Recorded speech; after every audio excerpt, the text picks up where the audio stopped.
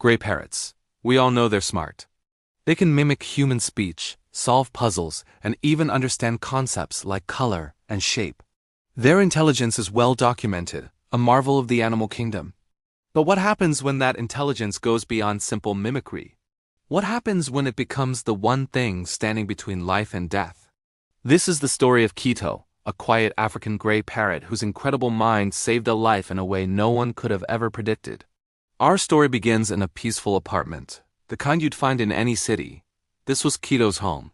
For years, he had lived there, a silent observer perched near the living room window. He wasn't much of a talker, not like the parrots you see in viral videos, shouting catchphrases. Quito was a listener. He absorbed the world around him, building a mental map of his environment through sound. He knew the distinct click of the front door lock, the gentle hiss of the kettle as it neared its boil, the specific cadence of footsteps on the hardwood floor. He knew the sounds of the house, the rhythms of the day. But most importantly, he knew the sound of silence, and he understood its different shades. There was the peaceful silence of the early morning and the heavy silence of an empty apartment. Quito knew them all. His life was a predictable, comfortable routine. And then one day, everything changed. A new sound entered Quito's world. It was small, delicate, and completely new. A baby had arrived. Her name was Mila. From the very first moment, Quito was captivated. He watched from his perch as this tiny human was brought home, wrapped in soft blankets. His sharp, intelligent eyes followed her every move. While the rest of the household was adjusting to the chaos of a newborn, Quito was studying. He was learning. He listened to the soft coos and gurgles Mila made when she was content. He learned the subtle shift in her cries, distinguishing the sound of hunger from the sound of discomfort. But most of all, he learned the sound of her breathing. He memorized the gentle, rhythmic rise and fall of her chest as she slept, a quiet metronome that became a new vital part of the apartment's daily symphony. To his family, Quito was just the quiet bird in the corner. But in his mind, he was becoming Mila's silent guardian. One ordinary afternoon, the routine played out as it always did. After being fed and burped, Mala was gently placed in her crib for a nap. Her mother, confident the baby was safe and sound, stepped into the bathroom for a quick shower, leaving the door slightly ajar so she could still listen out. The apartment fell into a hush. The familiar, peaceful silence of nap time settled in. But this time, something was different. From his perch, Quito tilted his head.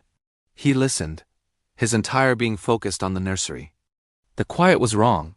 The rhythmic sound of Mila's breathing, the sound he had so carefully catalogued in his mind, was gone.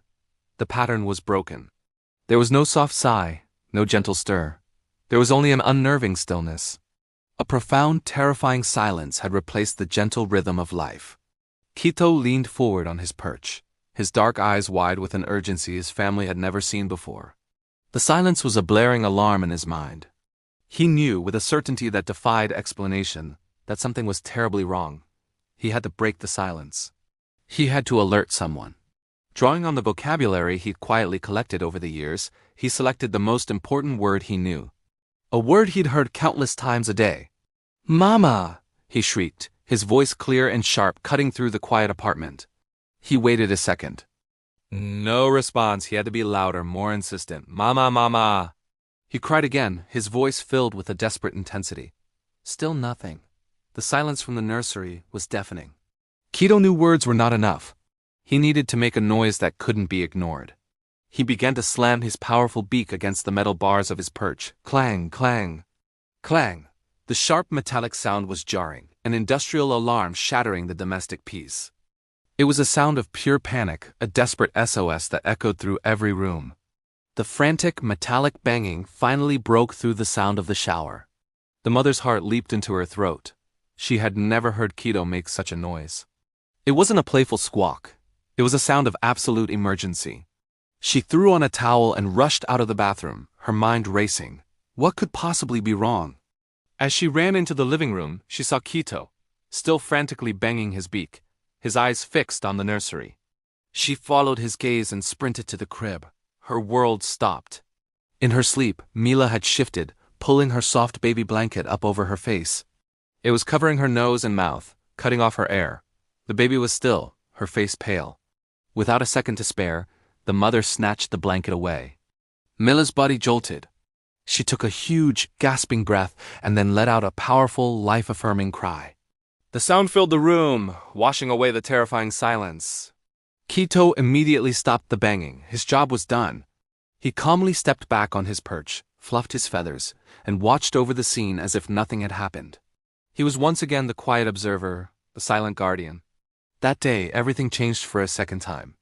The family looked at Quito with new eyes, with a sense of awe and profound gratitude. He wasn't just a pet, he was a hero. He was a member of the family who had saved its smallest, most vulnerable member. They understood that his quietness wasn't disinterest, it was attentiveness. His sharp mind was constantly working, processing, and understanding the world around him in ways they were only just beginning to comprehend. From that day forward, they never again dismissed a sound he made. Every squawk, every word, every tap of his beak was listened to with respect. They knew that Quito's voice, when he chose to use it, carried weight. It carried meaning. This incredible story is a powerful reminder that heroism comes in all shapes and sizes. It doesn't always involve capes or superpowers. Sometimes it's a quiet parrot on a perch, armed with nothing more than a remarkable memory, a keen sense of observation, and the intelligence to know when a pattern is broken. Sometimes rescue doesn't come from strength or speed.